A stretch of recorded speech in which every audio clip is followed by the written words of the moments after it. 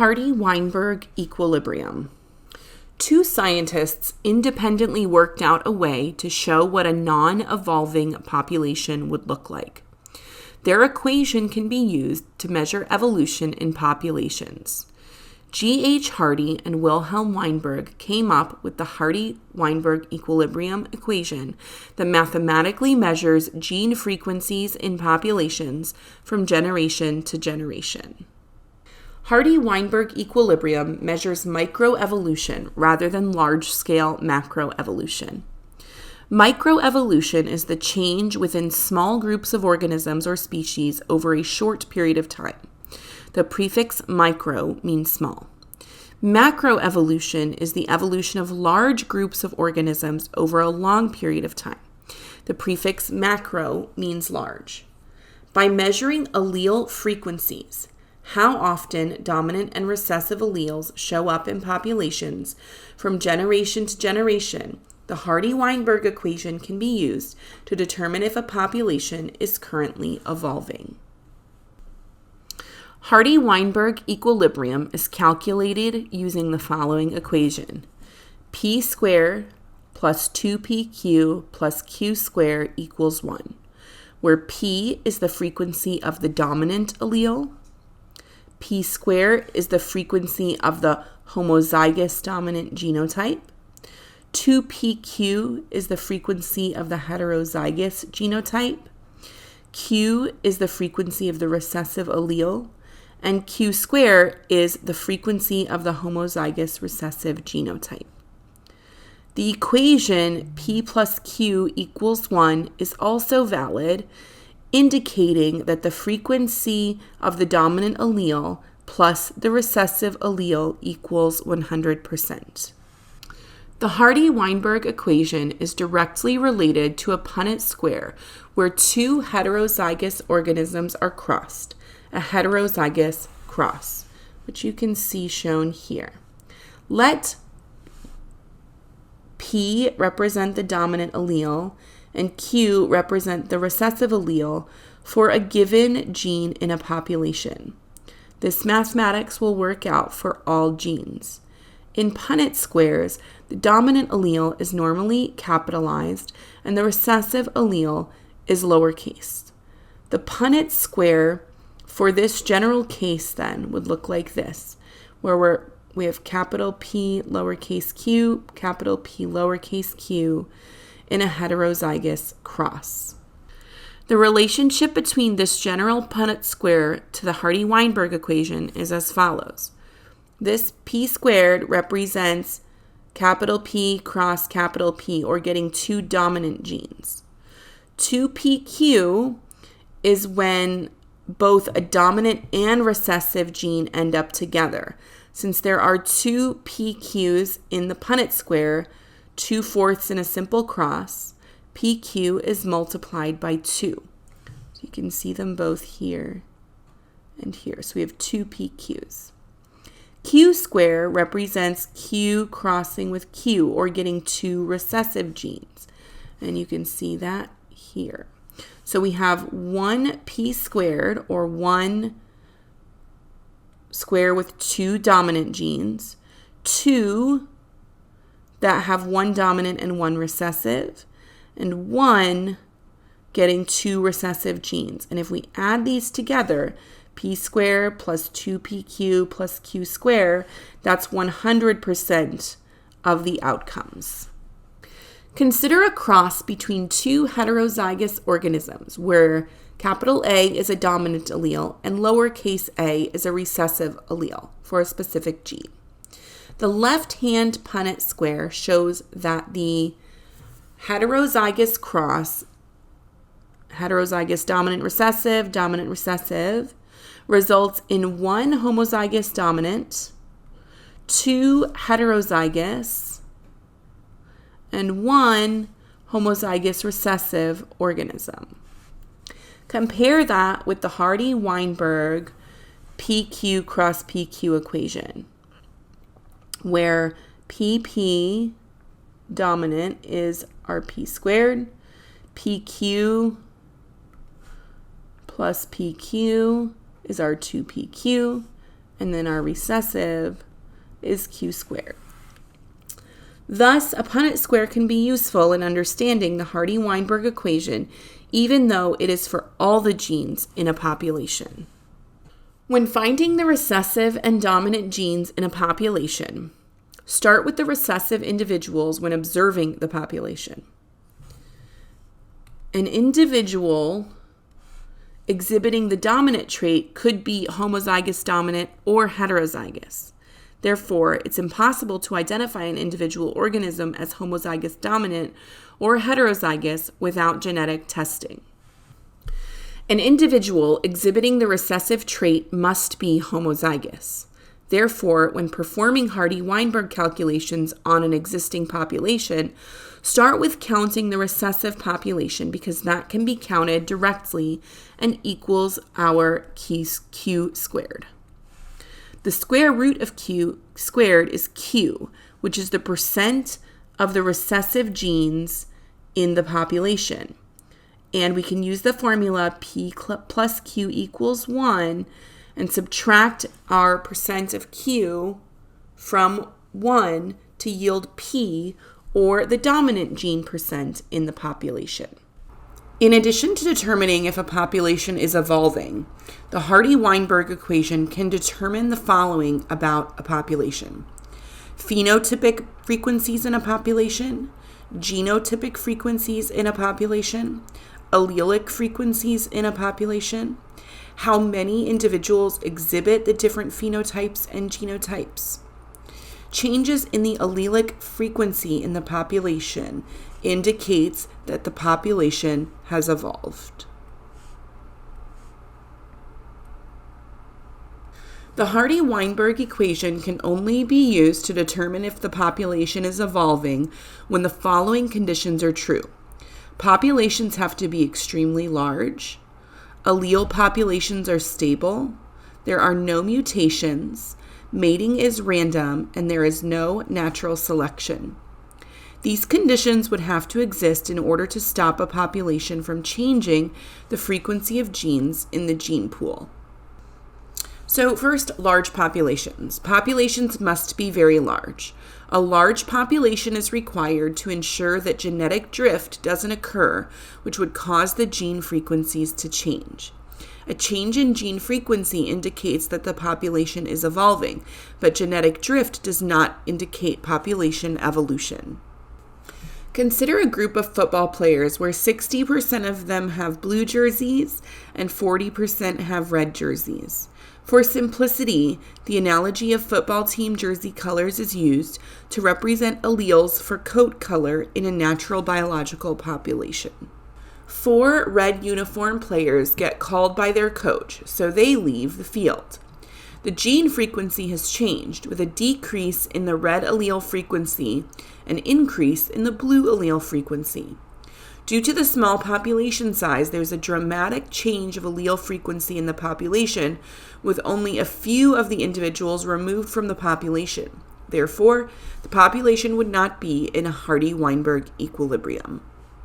Hardy-Weinberg requires a very large population.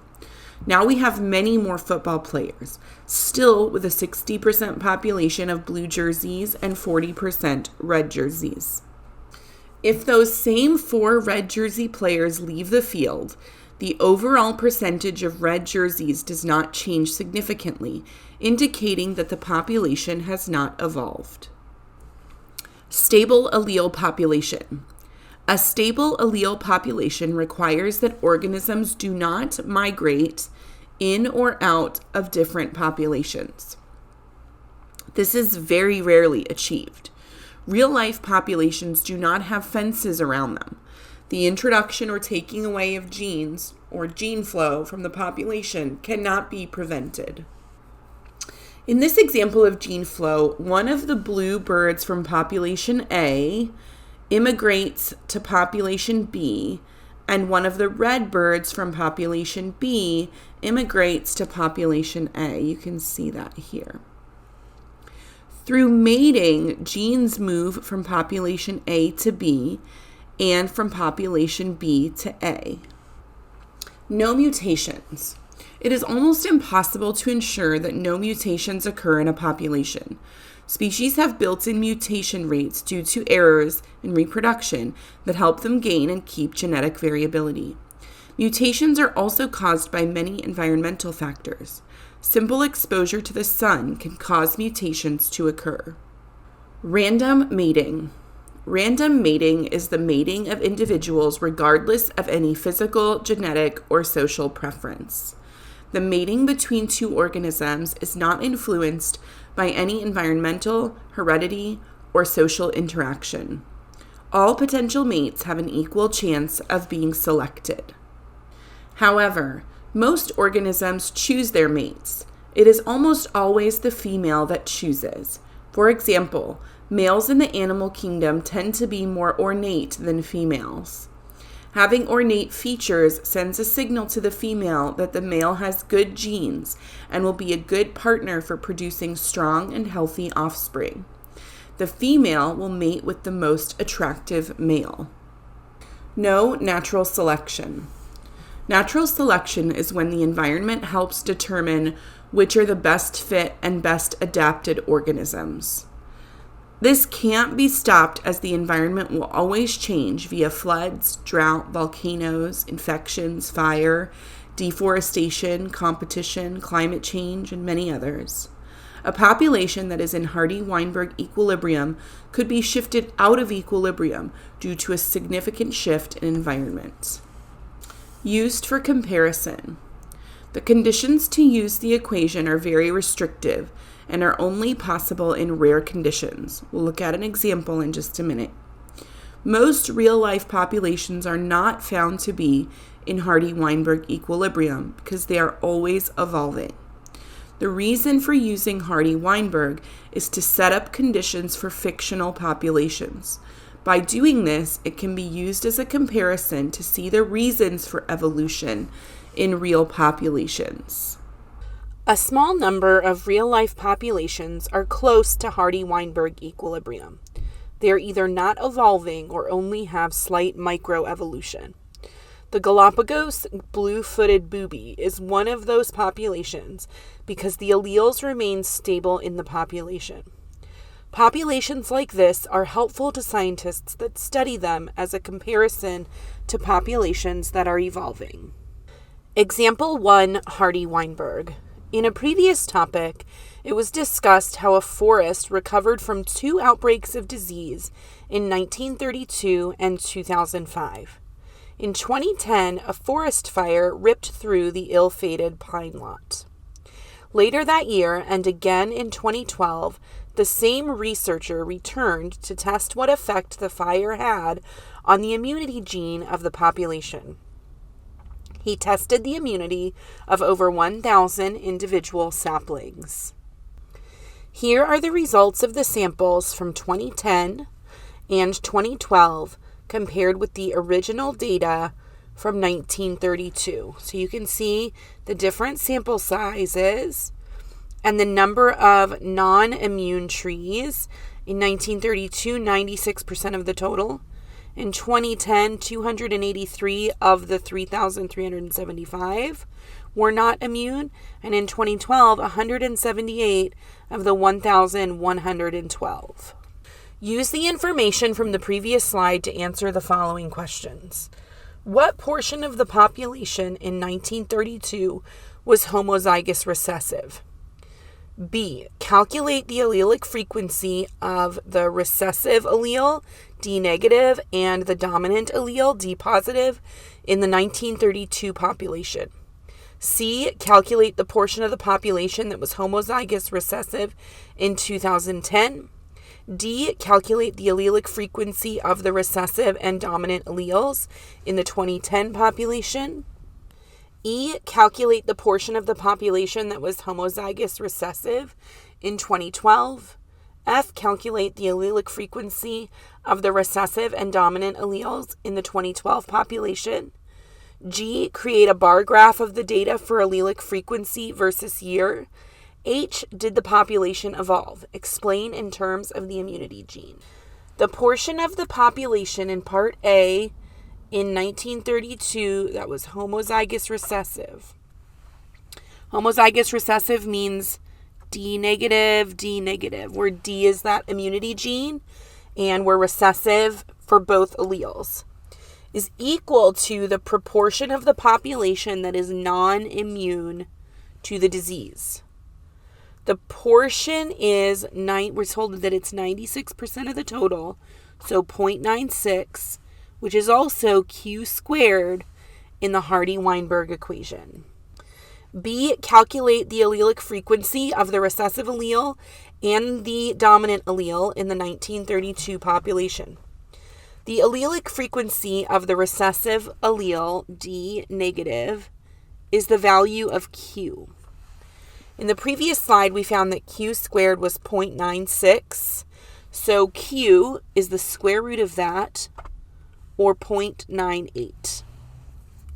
Use the Hardy-Weinberg equation to find P, which is the allelic frequency of the dominant allele. So P plus Q is equal to 1. Then P is 1 minus Q here, which is 1 minus 0.98, which we got from here, which tells us that P is 0.02. So the frequency of the recessive allele is 0.98, and the frequency of the dominant allele is 0.02. Calculate the portion of the population that was homozygous recessive in 2010. So now we're zooming in on this 2010 data here. So to find the portion, we can just take the part. Those that are homozygous recessive are also those that are non-immune. So we take that part, 283, over the whole population, the whole sample size, 3375, and we get 0.084, which is our Q squared. The portion of the population that is homozygous recessive, which is recessive for both alleles of the immunity gene, is equal to the proportion of the population that is non-immune to the disease. It is also equal to Q squared in the Hardy-Weinberg equation. So Q squared is 0.084. Calculate the allelic frequency of the recessive allele and the dominant allele in the 2010 population. So the recessive allelic frequency, D negative, is the value of Q. In the previous slide, we found Q squared to be 0.084. So Q is just the square root of that. Let me make sure my colors are matching here. 0.29. Use the Hardy-Weinberg equation then to find P, or the allelic frequency of the dominant allele, D positive. So P plus Q has to equal 1.